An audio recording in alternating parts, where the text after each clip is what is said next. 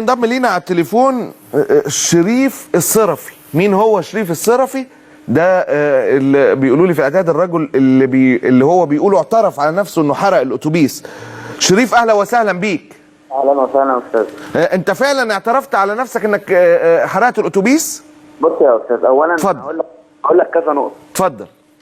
انا مصور قبل واثناء وبعد حرق الاتوبيس، ما كانش في حد في الاتوبيس غير عناصر من الاخوان واقفين ورا الاتوبيس بيضربونا. ايوه. العاب ناريه ويقول الله اكبر. طب انت متوقع الرد يبقى ايه؟ اولا كفعل ان انا فعلت حرق في الاتوبيس ما حصلش تماما. اللي حرق الاتوبيس ما يقرب من 100 200 300 شخص حرقوه. ايوه. كانت بتتشد ورا الاتوبيس ده وتتضرب وتتعجن وتترمي بعد كده. هو بيقول لك ان هو الناس ضربوه وطلعوا يجروا وراه، لا ده كده. انا مصور ومعايا الفيديوهات، ما كانش في حد حاول ان هو يمشي بالسياره ولا يمشي بيها. هم شويه خرفان عايزين بس يضيعوا، يعني هي عمليه لان انت عايز تنهي. انت خرفاء من غير غلط يا شريف، هو الراجل بيحكي حكايه. انا ما قصدتش حد. لا بس بالله عليك يعني خلينا يا اخي نحاول بعد اذنك. ده مالي انا ذنبي ايه؟ استنى انا ينفع اروح احرق بيته؟ يا شريف نحاول نلتزم بحد ادنى يا اخي من الحوار وما نغلطش في بعض. ممكن اتفضل يا سيدي. بص هقول لك حاجه. انا بعتذر يا جماعه على اللفظ، بعتذر جدا. اتفضل يا شريف. لما دلوقتي واحد يقف على عربيه اتوبيس تمام ويضربك بمولوتوف ويضربك بالعاب ناريه ويقول الله اكبر كفار اضربوه، لما انت تتمسك ويطلع عينك ويضربوك يقول كافر علماني عبد البلدعي. انا اصلا بقى على فكره هم قالوا لي بيقولوا ان انا من اتباع صباح. انا لا حزب دستور. طيب عبد الرحمن ذنبه ايه؟ انت سامع معايا؟ ده راجل مش انا ما كانش حد معايا خالص نهائي، وهو كذاب وهو بيقول ما كانش حد معايا. الجماعه الناس بتوع الاخوان كلهم مشوا لدار القضاء. لا كله انصرفوا لدار القضاء. هم ما جوش ميدان عبد المنعم رياض الا ما الاخوان انصرفوا من الميدان، لانه لعند الساعه 5:30 كانوا واقفين عند الميدان. اول ما انصرفوا هم كانوا جم. طيب اسمع اتفضل يا شريف. اللي حصل ايه؟ ان الاخوان فضلوا يضربونا بالالعاب الناريه اللي هي الالعاب القاذفه اللي هي بتطلع وتعمل في الهواء دي، ومعظم مصورهم هم عند الاتوبيس. وانا بقول لك اهو، هو بيقول لك ان انا كنت عند الاتوبيس، لا ما كانش حد الصور ما كانش عند الاتوبيس. واللي بيقول لك ان انا كسرنا عربيات الاسعاف هو كذاب. انا المطافي جسمي قدام عربيه الاسعاف عشان الازازه ما يتكسرش. يا استاذ في محضر المطافي عملته في اسم قصر النيل ورقموا معايا. يمكن حد غيرك يا شريف. هو انت كنت كل الناس؟ ما يمكن في ناس تانية عملت. وعلى فكره حضرتك عاوز اقول لحضرتك حاجه. اتكلم يا عبد الرحمن، انا بدير الحوار. لا انا ما بجيبش حاجه من عندي. لو دخلت على البيج بتاع الفيسبوك هتلاقي الكلام ده كله، وهتلاقي منزل صوري ومنزل دفاع عن نفسي. واللي بقول لك فانا بقول لك انا اساسا بصور قبل واثناء وبعد الحرق، يعني هصور واحرق في نفس الوقت. مفيش اي منطق، مفيش اي اتهام هينفع. يعني انت ما حرقتش؟ حرق بص، هي حرق الحرق جه بالسلب. ان انا مش همنع الناس ان هم يحرقوا اتوبيس. الناس بتشد وراه وتضربوا. ما مسكتش نار ورميتها على الاتوبيس يا شريف؟ لا طبعا، انما كان في اسباب لحرق الاتوبيس. انما انت بتقول ان حرق الاتوبيس كان ليه اسباب؟ طبعا كان. طب انت بتنتمي لاي حاجه ولا مجرد من الثوار ولا معدي ولا كان ايه وضعيتك؟ حركات ثوريه. من الحركات الثوريه. طيب قول لي انت بقى، بعيدا لو خرجنا من مشهد الحركات الثوريه، اخر سؤال.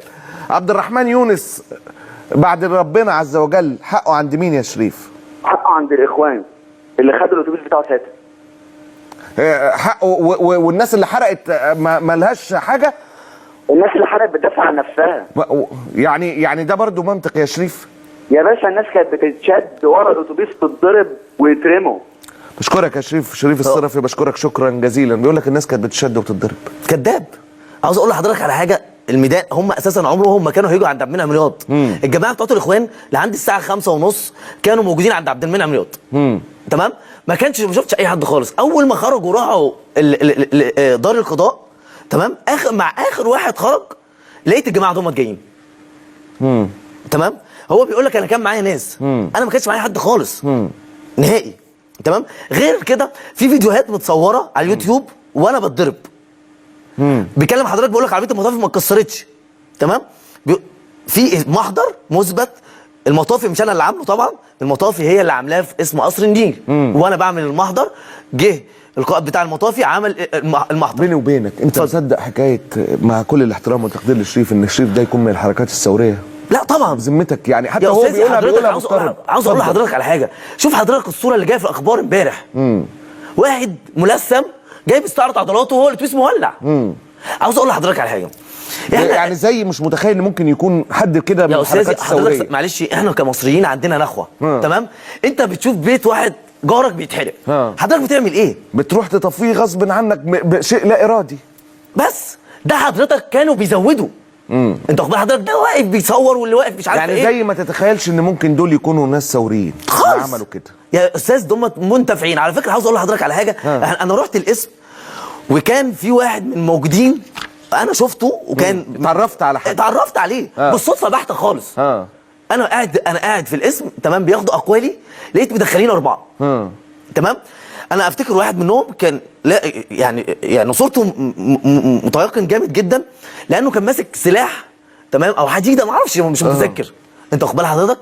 فده وجه في النيابه وقال انا فعلا كنت موجود في الاتوبيس ده. حضرتك عنده 17 سابقه وكان موجود في احداث الثوره وخرج ب 2000 جنيه كفاله. طب مين دفع له 2000 جنيه كفاله؟ واتمسك بمطوه. اخيرا يا عبد الرحمن، انت شايف، كنت معايا وشايف الكواليس، عندي النهارده حاجات كتيره جدا، رغم انك انت اهم بالتاكيد عندي. يعني انا مش هقول بس الا حسبنا الله ونعم الوكيل. كان حالتك ايه وانت شايف اتوبيسك؟ طبعا منهار. عاوز اقول لحضرتك حاجه، بتوع المطافي كانوا واقفين مش عارفين يطفوا. بتوع المطافي. عبد الرحمن يونس، حبينا نقرب المثال عشان الناس تشوف، الناس بتشوف الحرق من بعيد وبتشوف الحكايه من بعيد. نموذج قريب لناس بتدفع الثمن في بلدنا، زي ما عربيه المطافي دفع الثمن يبقى كلنا دفعنا الثمن. عبد الرحمن مشارك على اتوبيس وبيبدا حياته، واعتقد ان حياته ندعي يتجاوز هذا الموقف. اتوبيس اعتقد من غير ما يحكي لي وضع فيه سلف من هنا وبايع شبكه امه وعامل وجايب فلوس من ده وعامل جمعيه عشان يقدر يخش شركه في اتوبيس، ومش مأمن على الاتوبيس. عاوز اقول لحضرتك حاجه اخيره. عاوز اقول لحضرتك بعد انا وصلت القسم وشفت في التلفزيون الناس بتخلع في حاجات الاتوبيس. شايف اتوبيسك نفسه؟ بيتخلع الحاجات منه. عاوز اقول لحضرتك على حاجه، كل ما في الاتوبيس اتشال. فين بقى فين؟ انا عاوز اقول لحضرتك انا كنت في الاتوبيس امبارح، عند الاتوبيس امبارح، تمام، والعيال البلطجيه هم تمام بياخدوا حاجات من الاتوبيس. طبعا انا ما قدرتش اتكلم، اتصلت بالنجده وانا قاعد، قال له هنعمل لك ايه؟ عديت عربيه نجده قلت له يا فندم ده اتوبيس وده الناس بتخلع منه حاجات وبتاع. قال لي يا عم خلاص بقى انت كبر دماغك، ما هو كده باظ. يعوض عليك ربنا. الحمد لله الحمد لله. انا مش هقول بس الا حسبنا الله ونعم الوكيل. حسبنا الله ونعم الوكيل. حسبنا الله ونعم الوكيل. حقيقه بشكرك عبد الرحمن جدا. عندي استغاثه عاجله، الوقت داهمني بشكل كبير جدا جدا، ولكن اهالي مصريين في السعوديه تسود حاله من الغضب. قريه مزوره التابعه لمركز سمسطه ببني سويف لاعتقال 85 عامل مصري بالرياض بعد شراء 2 منهم اثاث منزل مسروق. الانباء وصلت لاهالي في قريه مزوره عن قيام السلطات السعوديه باعتقال نحو 35 عامل من ابناء القريه ممن يعملون بالاراضي السعوديه بعد شراء 2 منهم اثاث منزل من سوق بالرياض. تقول السلطات انه مسروق ومبلغ عنه. وقال الاهالي ان السلطات السعوديه قامت بالقاء القبض على نحو 35 شابا ممن يعملون بالعاصمه الرياض بعد قيام عاملين مصريين بشراء بعض الاثاث المنزلي المستعمل من احد المواطنين اتضح انه مسروق ومبلغ عنه. فقامت الشرطه بإلقاء القبض على العاملين الذين قاموا بشراء الأثاث واعتقالهم، ثم قامت بعد ذلك باعتقال باقي أبناء القرية المقيمين معهم والعاملين معهم بنفس العمل بحي الروضة بمدينة الرياض على حد قول الأهالي. هيكون معنا مداخلة بخصوص هذا الموضوع من داخل أحد السجون في السعودية، يحيى إسماعيل محتجز في سجن الترحيلات بجدة.